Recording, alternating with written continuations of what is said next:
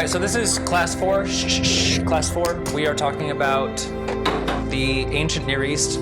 What I try to do in each of the classes is not just talk about one specific period. Like the theme of this class is not just architecture, the Near East part 2. We try to look at one particular kind of concept in each class as well. And the concept of this class is called architecture as power. And this is something that we're going to be looking at throughout all of art history. So it's something that we're going to start looking at right away. But before we dive into the class, remember your topics are due on Tuesday. So it's been on the board since the beginning of the semester. So if it's a surprise to you, sorry, shouldn't be. Wait, how many paragraphs? Your paper is 3 to 5 pages. 3 to 5 pages. This is a full research paper. You have all semester to do it. All right, so here's your framework for your paper. This is your framework for your paper. This goes through basically what I expect for a good paper. We're going to talk more about your thesis statement. We'll talk more about the body conclusion. We'll talk more about the rough draft as we go forward. Your dates are on your syllabus. The dates will be here. The dates are also down here. You have no excuse. Yes. So, what is the topic you're choosing? Great question. Anything. Great question. So, your topics. Write this down. Put it somewhere. These are the topics that you can choose from. This is probably the easiest way to do it.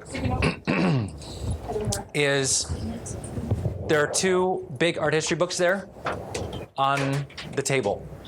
One is Gardner, one is Jansen. That's the name of the authors. Okay? So for Gardner, you can do anything through chapter 13, up to and including chapter 13.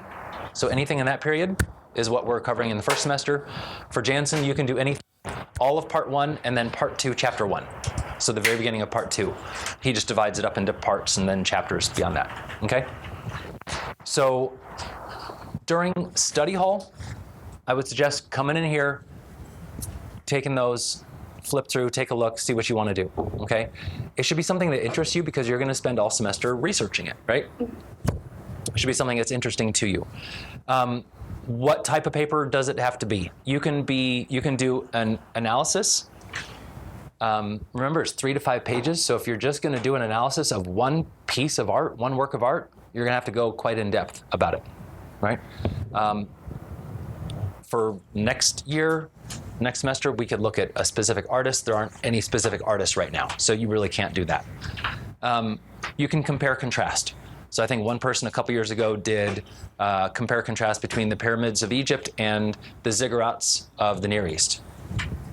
All right, so you could do that. You could compare and contrast something from Rome, something from Greece. You could compare contrast Byzantine with early Christian. You could compare contrast Byzantine with Jewish. You can look at mosaics versus architecture. So take a look at the books, go through them. Honestly, the easiest thing is probably just flip through those chapters, and if you see a picture that goes, oh, that's cool, yeah, maybe you want to look at that, right? These books cannot leave this classroom. There's quite a bit of nudity in them, especially halfway through or more than halfway through. They should not be circulated around. Okay, so they stay here. There's another art history book on the bottom shelf of the bookshelf down there. Basically, what we're doing is we're going up to and including Byzantine. So anything in the first 8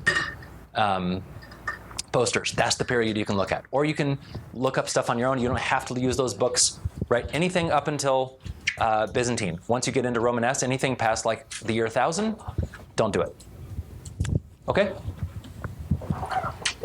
So Makes sense? Could do something on the medieval time period? Yep. Yeah. Yep. We're going to be looking at all that. Okay? All right, so and then this goes through what your paper is. We'll talk more about that later. Okay, any questions on that before we move forward? Yeah, no. No? Good? No. Yes? Got it? No, sir. All right, what do you have to hand in for your topic? Literally a Google Doc with, I want to talk about this.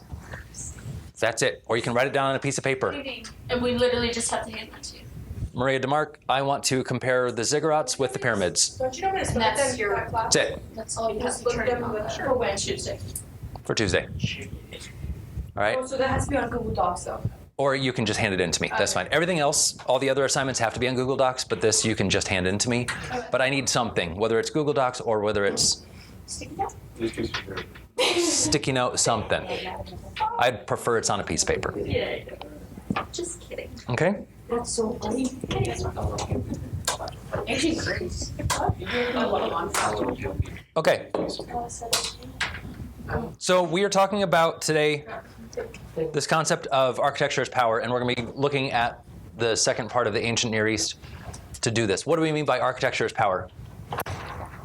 There are lots of city-states, there's lots of communities that rise and fall throughout the Middle East, throughout time. And rulers, like any ruler in history, from then up until now, they want to immortalize themselves. Generally, rulers have a little bit of an ego, right? Especially when we're talking about ancient rulers.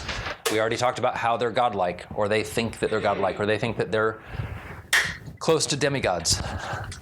So they wanted to immortalize themselves in architecture and art.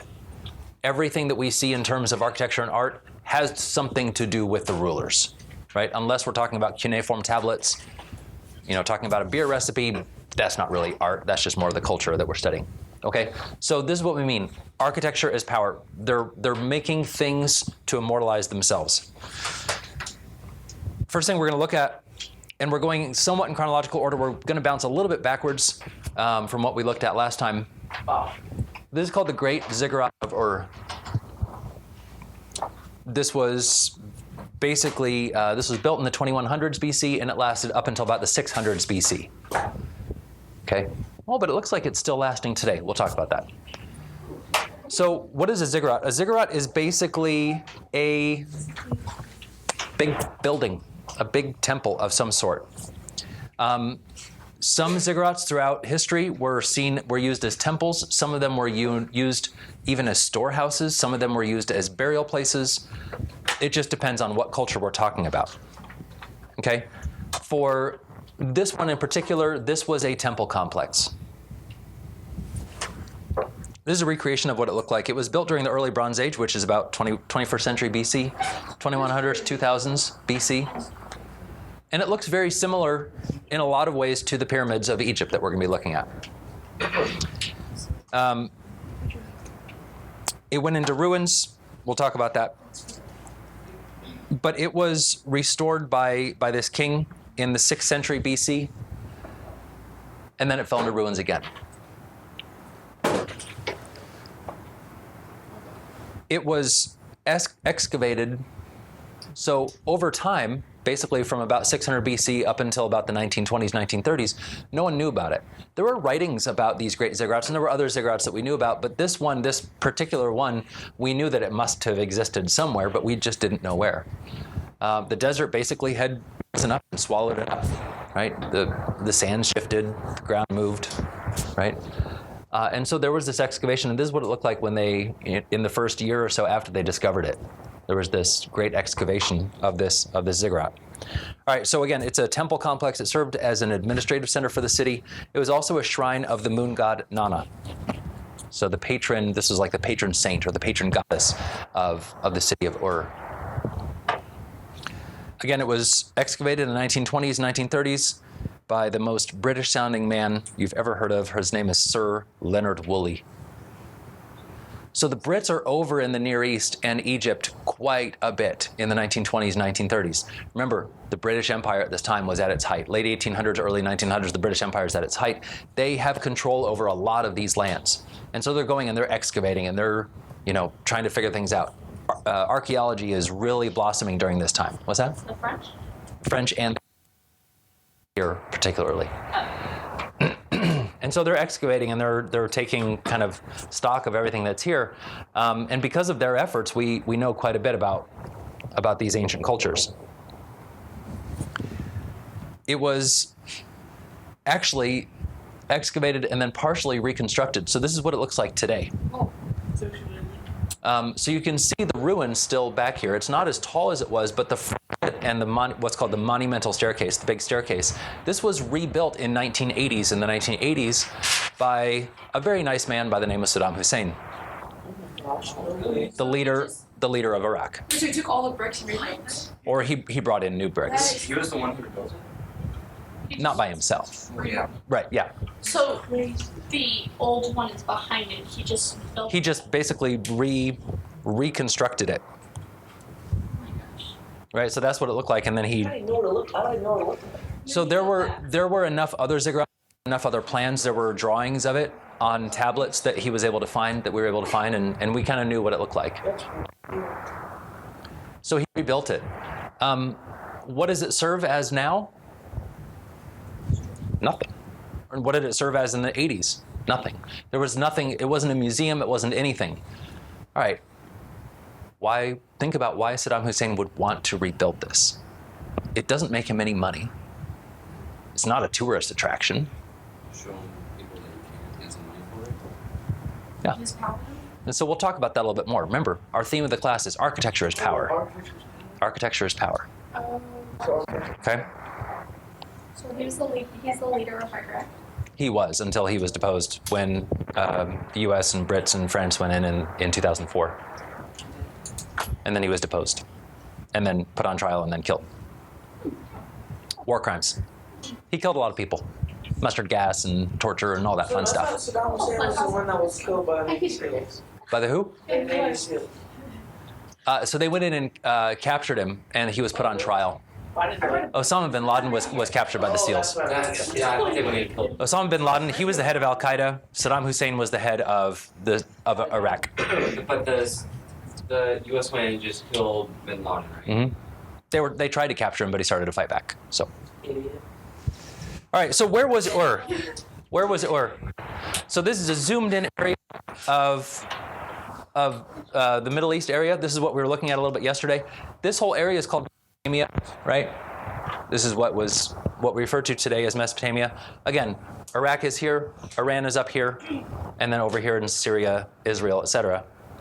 This is where Ur was, and I never quite know how to say it. Ur. It just sounds weird. Ur. It's what's the like you learn in like grade school the grammar the like Yeah, the homophones or phonophones or something. Yeah. foxes something like All right, Babylon is here. that. Jamaica there's a Babylon is here, right? This is modern day Baghdad. Baghdad was built in the same place where Babylon was. Babylon, again, was another great city of this period. But before Babylon became great, Ur was the greatest country or the greatest city-state of this area. This was the head of commerce. This was the head of power. This was the head of everything in this area. Evan? What was the name of the Iraq leader again? Sorry. Saddam Hussein. Saddam. We'll talk about him a little bit more. it's on Okay. Sorry, bro. There was this document called the King List, and this was kind of a very early history of what was happening in this section of the world at the time. The King List basically talked about all these different cities, all the different kings who were in charge of these different cities. And so we know there were many more than these. There were 10 to 20, maybe even 30 city-states that were competing for power all around the second millennium. They were mostly peaceful. There were some skirmishes, there was some competition, but everyone kind of recognized Ur is the greatest city. You don't mess with Ur, right? Scary. Interestingly enough, Ur is possibly the city of Ur Kasdim, which is mentioned in the book of Genesis as the birthplace of Abraham. So Abraham was possibly born here. We also talked about this last time. The location of Ur is not where it is today. It's still there, but this whole area dried up, and the sea basically retreated back to about here. And so this is where we have the rivers today. So this is why they show the rivers here, because this is not the modern day borders. I'm sorry to interrupt, but why does like the Middle East just stink now? It's just everything seems to be terrible there. It's a very long history. Trying to distill it down into 3 sentences, it was pretty peaceful up until about World War I. The French and the English decided to basically chop it up, cut it into pieces, and they ignored centuries, millennia-old tribal boundaries. And so you put a bunch of, this is going to sound Like, mean, but you put a bunch of red ants and black ants together, and there's going to be fighting. And so it was a bunch of people sipping tea on their yachts in the Black Sea, sitting there going, all right, we're going to divide up the Middle East like this. And they ignored all of this history. They ignored all the tribes. They ignored all this stuff. And so there's all of these factions. Put on top of it, you have two very different sects of Muslim religion. You have the Sunni and the Shiite. They don't like each other, right? And so you have that kind of conflict brewing. But during this time, it was pretty peaceful. And even up until the early 1900s, it was a pretty peaceful area.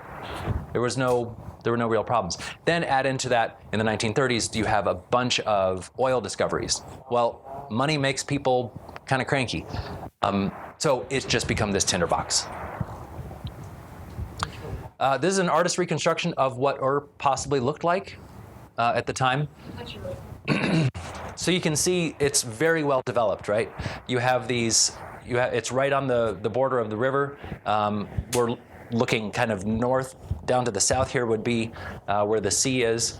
And it's a great place of commerce. It's well protected. It's a well protected port, and you have all these centers of administration, etc. Their buildings are so interesting. Yeah, why do they curve? I'm not sure. So they never really had any curved roofs. They were kind of like. No, they did. This is just what it looks like today. So all that river's dried up and everything now it's all gone. So the river is still there. A lot of it is being used up by cities up north, kind of like what happens today with the Colorado River. It's dry by the time it hits the Pacific Ocean. But this is what Ur looks like today. Again, they didn't know where Ur was. They had a pretty good idea where it was. And so they started excavating. When they found the ziggurat, they were able to go, oh, well, let's start digging around. How did we not know where Ur was? Well, because it said that it was on the bank of the Euphrates River. But over time, over a few thousand years, the Euphrates kind of moves that way. It just happens, right? Over time, climate and rivers move. This moves, and so basically Ur was right in the middle of the desert as of today, and we just didn't know where it was. So when they discovered that ziggurat, they discovered, oh, well, let's keep digging around. Let's keep trying to see what else is going on around here. And so they were able to find these houses and these complexes that were nearby. And here's just a fun shot of Whoa, they look good. American soldiers hopping up the ziggurat after they invaded Iraq. Yeah. Okay, that is the coolest thing I've ever seen. interesting. That's so. So like, It's oh, like those guys are about to like go parachute flying or something. all right. This is called the Standard of Ur. This is another artwork from around the same period, 2600 BC. It's called a standard, like, we don't know why it's called a standard. The people who just first discovered it called it one. A standard is basically a flag or a sign, and it's really not. It's a box. It's some sort of a box, but it's shaped interestingly, and it's covered with all of these stones. So it's a wooden box. It's constructed. We don't know what the purpose was, but we know it must have been important because there's all of these semi-precious stones. The artwork and the carvings are done very, very well. There's mosaics of shell, red limestone, and a stone that we're going to look at in a little bit called lapis lazuli. This blue stone, this is called lapis lazuli. Lapis lazuli. Okay, we'll talk more about that in a second. It was interpreted as a standard. Original purpose, we don't know what it was. It's pretty enigmatic. It was found in a royal tomb in the 1920s. Again, all these excavations are taking place in 1920s, 1930s. It was pretty surprising that it was found in a tomb because the tomb had already been ransacked. We don't know when it was ransacked. It might have been done in the 500s, might have been done in the 1800s, we don't know. People came in and took a bunch of stuff from this tomb. But then there was this man who was in there, this British explorer, and he found this little piece of blue stone. He starts to slowly brush it away, and then he sees all the rest of it here. The wooden part of the box had deteriorated, but because of the position of all of the rest of the stones, they had stayed exactly where they were, even though the wood had deteriorated. So what he did, pretty fascinating, he carefully dug out this hole, and it was almost like it was fossilized, like the stone had, or the dirt had kind of kept all the stones in place, all these precious stones, but the wood had deteriorated, so he just poured plaster into the hole, then dug it up, and now he had replaced basically wood with plaster. Now they've replaced it back with wood again. he was able to kind of recreate what it looked like. So a very smart way of recreating what had kind of disintegrated. Why do I say this is important? Because, again, the on it is very, it's very precious, semi-precious stones. We can see they were missing from time. Just don't have those anymore. But there are two sides to this, and then there's designs on the smaller side too, but there's two sides that each tell a story. What are the semi-precious stones? Semi-precious stones are those blue lapis lazuli, and then they use shells and coral, and then these figures are made in blue limestone or in pink limestone. How did you, I know for mosaics you just crush pieces together and it's doesn't matter what shape they're, but for those diamonds, how do they actually get them like diamond shape? Hammer and chisel. Dink, dink, dink, dink, dink. Dink. Dink. Yep. Like horseshoes or whatever that's point of character. What do they have like a little twister on top of them? They were toys. Yeah, they're like toys. It was some sort of a harness. So you can see here, like the rope was tied on here. So there's two sides to this. One, this side is called the war side. So it's showing the leader, showing the ruler. Again, bigger than everyone else, so we can easily tell who he is. So he's commanding his soldiers. There's the enemy being killed, but the leader's up there. That's his carriage, that's his chariot, and he's commanding his troops in battle. This side is the most disintegrated. We don't have very good detail of it. This is the side that's called peace. So there's war and peace, and showing that the ruler is important both in times of war and in times of peace. Again, this is propaganda, right? And this shows the ruler here. Again, shoulders facing you, head in profile. But this is showing him in court or maybe at a dining room. We don't know specifically, but it's showing how he's ruling in peace. So he's ruling in war and he's ruling in peace. And these are very thin stones that are carved and then placed into this box. So it's the same group of people, but one side's of them and Well, it's, kind of piece in the other. the ruler is definitely the same. The people are just, His- we don't know who they are. Rachel? What's the tiny leg? Yeah, what's it for? Great question. No idea. Decoration. No idea.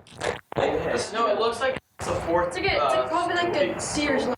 Yeah. The fourth leg of the stool. It doesn't. Maybe it's like a game show that's a lever and they pull it and. Oh. Tiny chair right there. Tony, do you have a question? Recline? Wait, are they always bald in photos? Like, this is freaking me Well, out. it's kind of. They may have been. We don't know. Oh my. She ain't bald. All right, the Ishtar Gate. All right, so we're moving ahead about 1,500 years to 575 BC. The Ishtar Gate. The Ishtar Gate was and we're going to move north. We're going to move up to Babylon, where modern-day Baghdad is today. So we're moving from Ur up to Babylon. Throughout this time period, Babylon has become a more important center of trade and commerce. It doesn't really supplant Ur, but right around this time, Ur is starting to decline. Again, the river's moving. And that's starting to displace people from Ur, so they're moving up to Babylon. Babylon becomes important. And this one particular thing that we're going to be looking at in Babylon is called the Ishtar Gate. This is the goddess Ishtar. She was kind of the patron of at least this gate, if not all of Babylon. We're not 100% certain. The guy who built the Ishtar Gate and a lot of this ancient city of Babylon was called Nebuchadnezzar. Wait. Nebuchadnezzar, same guy in the Bible. Yep. Yeah. Yep. He's talked about in the book of Daniel, and he's notorious today for his suppression of the Jews, of the chosen people. Right? So he fought against the Jews, he expelled them, etc. So this is Nebuchadnezzar that we're talking about. Again, just like the other great rulers, he used architecture as a way to demonstrate his power, and the jewel in the crown of his building campaign was the Ishtar Gate. Okay, so this is an artist depiction of what it may have looked like. This is in ruins now. Again, Baghdad has been built over on top of Babylon, so a lot of these don't still exist. Is it an actual gate? Mm-hmm. It kind of looks like a Yeah. It was one of 11 gates that If you only hit the gate. he did quite a bit, but this was the the most interesting and prominent thing. Yeah, the centerpiece of his work. Again, this is another artist depiction of what it looked like. That's a lot of lapis. That's so pretty. It's actually not. That's not lapis. It's not. It looks like it. But this is an artist depiction of what it looked like. This is one of 11 gates going into the city, and this was the main gate. This was, again, Looks like a lot. why do you make it very prominent? Your power. To show your power, right? You are entering my city, right? Be careful. You better behave. I'm powerful. I'm basically godlike. Okay? So this is a depiction of what it would have looked like. Today, though, so not all of it survived. Only parts of it survived. Wait, even those colors too? Mm-hmm. And now a large portion of it, Oh my gosh. they took it all apart and they moved it to Berlin, and it is now in a museum in Berlin.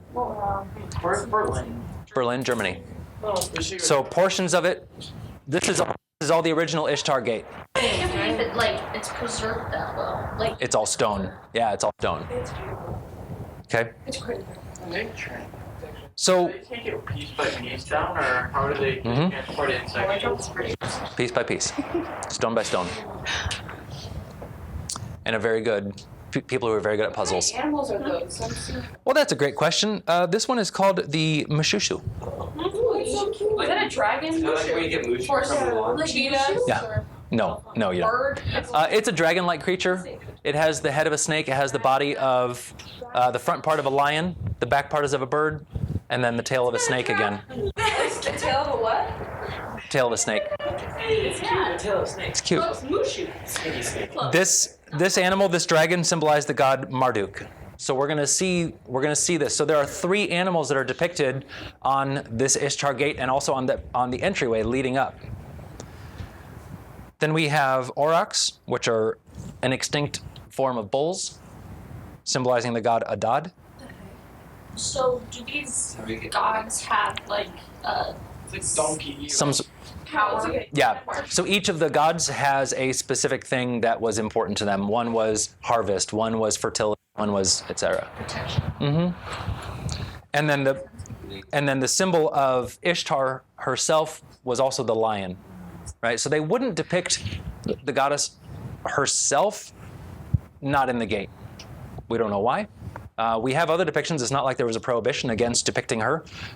They did depict, we saw that stone piece at the very beginning. But this was the symbol of Ishtar, was the lion. So all throughout, so this is the entryway going up to the part of the gate. We have these lions, we have the aurochs, and we have the Mashushu. Yeah. So was the stone depiction of her, like, put anywhere on the Not on the gate. That was just found somewhere else. Why wouldn't it be put on the She Dunno. just didn't want it supposed Don't know. Is there, you know how it's brighter, the bottom, is Mhm. that like newer? Yeah, so they have recreated some pieces. Mm-hmm. But like when they're trying, like they were removing it, how did they not break the tire? Very carefully. But like how did they get it off the wall? Don't know. You can't jackhammer that thing off. No, Just no, I don't know how they did it. That's the weirdest thing I heard. It's a lot of effort. All right, so how? It's a hippo. All right, so let's look at this again. Natalia said, "Oh, that's a lot of lapis lazuli," and it would be, and that would be extraordinarily expensive, but it's not. So lapis lazuli was very important to these people. They used it to show prominence, to show power. Again, it's a semi-precious stone. It's not like a diamond or a ruby, but it's it's pretty important. So Nebuchadnezzar wanted to make the whole gate out of lapis lazuli, we think, but there just wasn't enough, and it was super expensive. So what they did is they took bricks, and you can kind of see where it's cracking here. They took bricks, they made the bricks, and then what they did is they used a process that's called faience. So that's underlined on the bottom of your page. This process called faience, basically where you take a pigment, and you basically, like frosting, you coat the top of a brick or a piece of pottery or something with this pigment. And this is made out of copper, like little bits of copper and stone and finely ground. You mix it up with water. You basically make a kind of a clay out of it. You put it on top of the brick, and then you fire it, right? You put it in a kiln, and you bake it. And then that fuses to the brick. And when it comes out, it looks like this bright blue color. And so they did chemical analysis. They did different formulations look a little more blue, some of them to make it look a little more green. Maybe it was a mistake, maybe it was on purpose, we don't know, but there are different formulations. And what they would do is they would intersperse them. So they would carve, right? So this is a brick that's taller. They carve out these scales in this shape and then carve down here and then use faience on this part, use a different sort of a pigment on each of these scales, and then fire it, and then you have a three-dimensional brick like this that fits in, that pops out. So it's in low relief. So all of these creatures, all of these creatures are done in low relief, meaning they stick out a little bit. Yeah. So you had said lapis Lazuli? Uh-huh. is very expensive and it was used to show what? To show power, prominence, just like very rich people use jewels today, right? Look at me, I'm so important, right? The crowns of heads of state have lots of jewels in it. Oh, they must be important because it's very expensive. Same thing. So here's an Egyptian example using this same exact process. So they made a little pottery thing, little pottery hippo, and then they covered it with faience, and then they fired it. So cute. And then you paint the details on top of it. Here's a modern example of a modern sculptor doing the same thing. So they cover it with faience, and then they do another glaze. Maybe they dip the whole thing in a different color glaze, let it drip, and then you fire it, and it comes out with these cool colors. We're going to learn a lot more about how pottery is made later. Same kind of thing, yeah. Sort of. All right, lapis lazuli. By the way, we're going to be talking about this a little bit more. This is what it looks like. It's beautiful. It's sparkly. There's these striations of yellow oftentimes through it. Nice color. When it's cut, Really expensive to this day.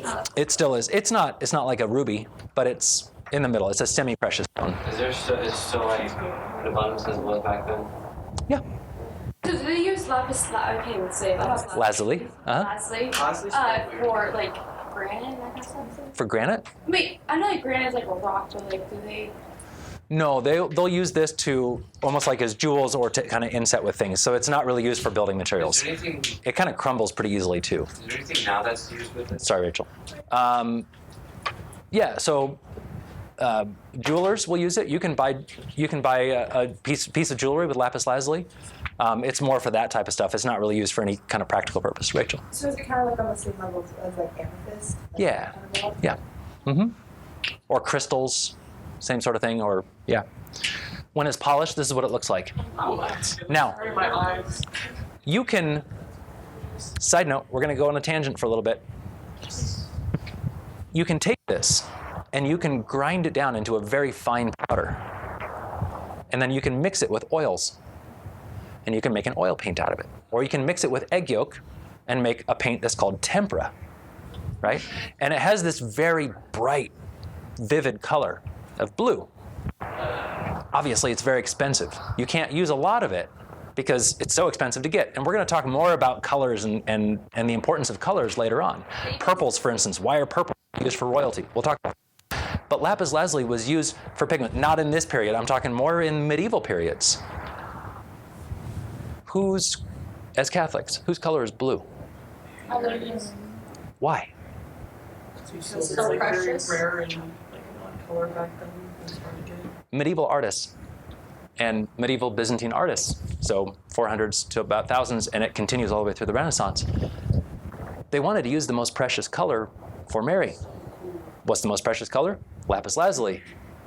It's blue. It just happens to be blue. It had nothing to do with any symbolism of why blue, the sea or the sky. Nope, had nothing to do with that. They just wanted to give Mary the best color they could. So that's why Mary's color today is blue, because this was the most precious color that they could use for her. Okay? So that's why Mary is depicted in blue all the time. So like, where would they find that stuff? In certain areas, I'm not sure geologically how it's found, and I don't know where, but you can. We still find it. Yeah. Yeah, I don't know where, but. So something like that would be kind of a cool research paper topic, like what is the importance of colors in this culture? For instance, like think outside the box. Don't just think of, hey, how can I'm going to talk about the ziggurat. You can. I'm not saying that it's a good topic, but maybe talk about, hey, what is the importance of lions in the ancient Near East, right? Take something that we've kind of looked at and go a little bit deeper on it. Those are the kind of topics that I think would be really cool. Okay. On the Ishtar Gate, there are these sections of bricks that have inscriptions and depictions on them. And if we zoom in a little bit closer, some of them are gone. But basically, there was instructions on these tablets that were put into the wall. He urged his successors, repair my royal edifices, with an inscription announcing, this is the work of Nebuchadnezzar, king of Babylon, from far sea to far sea. Right? So he's basically signing the work. This is what I did. If it starts to crumble, repair this. I did this. This is important.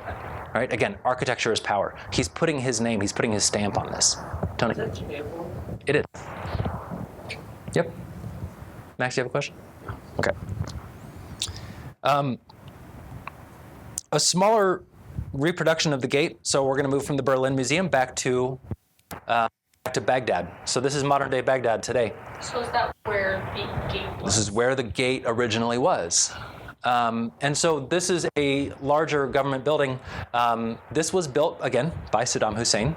So he's the ruler of Iraq. Baghdad is the capital of Iraq. That's where Babylon was, okay?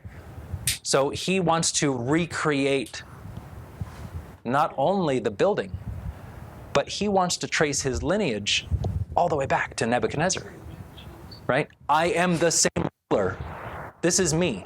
I am a descendant, not literally, but I am a descendant of Nebuchadnezzar. It's crazy how like a stone could be that bright. That's like Legos. So this is his recreation of a small portion of it. It's painted. There's, it's not done as nicely as the original. But again, what is he doing here? He's trying to show his lineage, his descendants That's there today. Why isn't the original one there? So this gets into a whole larger topic of when explorers come and they do archaeology, they would often take it back to their museums. And at the time, Iraq was an English colony. So it's like, oh, well, this is England, we'll just bring it here. Or this is, Berlin, whatever. Now there's this great movement called repatriation. If you Google repatriation, there's thousands of articles on it. Every week there's almost a new piece of news about an ancient artwork that is being repatriated. What does repatriate mean? Brought back to the father country, repatriated, and given back, right? So this is happening quite a bit with Africa right now. There are these bronzes. They're called the Benin bronzes, right? Benin was the city, and then there were these bronzes, these beautifully created bronzes. Hopefully we'll have some time to talk about them. And they're in England and they're in France, and they're in the process of returning them, because the locals, I don't want to say natives, the locals there are going, you came in, you conquered us, you took our art and you moved it back. It's ours. Like, bring it back. They have a point. What did they do with the art? Did they make a museum out there? They have museums there.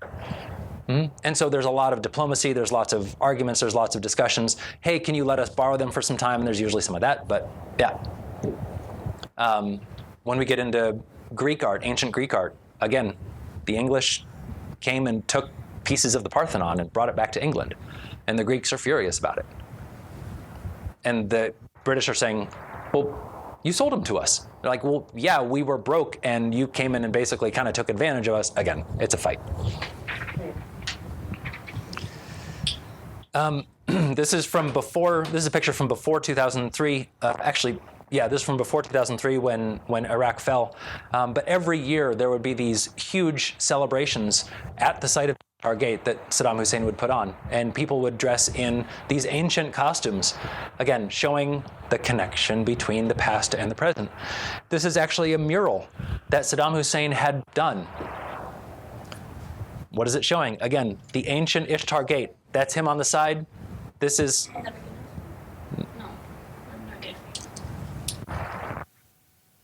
Hammurabi, right? And again, this is a huge mural that he had put on a wall. Ancient cuneiform, modern day Farsi. Again, showing this connection. I am a descendant of these great rulers. What are all the little dots at the bottom left? Modern city, maybe? Yeah, Rachel? Do they believe in incarnation, or are they just saying? No, he's just saying that it's like a U.S. president today would say he's a descendant of George Washington, right? He's carrying the same torch. Was there like a continuous line of rulers for? Mm-mm. So there were times where there was. Yeah, or they were colonized, or they were taken over by the Assyrians, or whatever. But you will see rulers do that, right? What did Hitler say? He wanted to make the Third Reich, the Third Rome, right? He wanted to see himself as You'll always see rulers try to do this. Go back in history and make some connection to boost their power and boost their importance. Saddam Hussein is not the only one who does this. Nebuchadnezzar is not the only one who does this. The Romans are going to do this, right? The Senate of the people of Rome. This archway, and we'll look at the archway, was built by Vespasian Augustus, right? They're going to sign their works. I did this. I was the ruler during this time. Part of it is ego. As we get into the Roman period, it's going to move a little bit less of ego and a little bit more of, this is a way to kind of keep track when these things were built. Right? So it's kind of a calendar entry in a way. But it's still also showing the power of the ruler, showing the power of Rome. And you see this with the Catholic Church, right? Every time a structure is built, especially in Rome, there's a stone piece here that talks about when this was built and, big letters, who was the Pope at the time, right? Clemens XI, Pontificus Maximus, the Pope. It's a really pretty stone. Mm-hmm. You'll see this all throughout. Current popes do it today too. When I was in Rome back in 2017, there was a brand new addition to the Vatican museums. This brand new wing had been opened, and it wasn't a separate building, but it was this new wing that was kind of added on. The doorway to it, right above the doorway, it says Franciscus PM, That's really pretty. Francis, Pope. I added this wing at this time. For the popes, it's not as much of an ego. For some of the popes it was, but it's showing this is kind of a chronology of when these things were done. Instead of just putting the date, they say in the 5th year of the reign of Francis, this was done. It's just kind of a traditional way of dating things. Is it in Latin like that? It is. That. Why are the V's They didn't have U's used? because they didn't have U's. Where do you see them? What do you mean? Like, So like, Triumphantis? That doesn't make sense. oh, Triumphantis? maybe they couldn't. Wait, so curve them. this is all V's function as a U. It'd be hard to Mhm. like. So how would you know if they were talking in V? Oh yeah, no. The Context. They didn't have. Yeah, They didn't have U's was because They curved when they like See. it was Oh, yeah. difficult to. It was difficult to chisel. What is Oh, yeah, you're right. what is the A with the E on it? The for Roma? Rome. Okay, so why? That's the genitive. Why were they able AE. to use this? I don't understand how they're able to do this. Yeah. I don't know. Chisel. So the V is a U. Chisels. What's a V? Oftentimes. Also a V. Sometimes. Context. All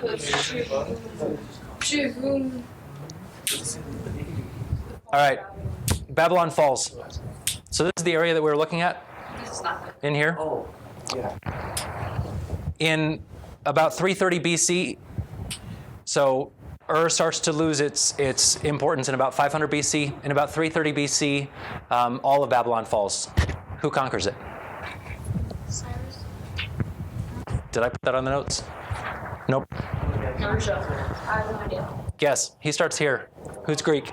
Alexander the Great. Alexander the Great. You. Alexander the Great, It says the Empire. quite possibly the greatest conqueror of all time. Again, Napoleon's going to want to do the same thing. Hitler's going to want to do the same thing. Where's Alexander from? Is he missing this? Greek. So Is he good? No.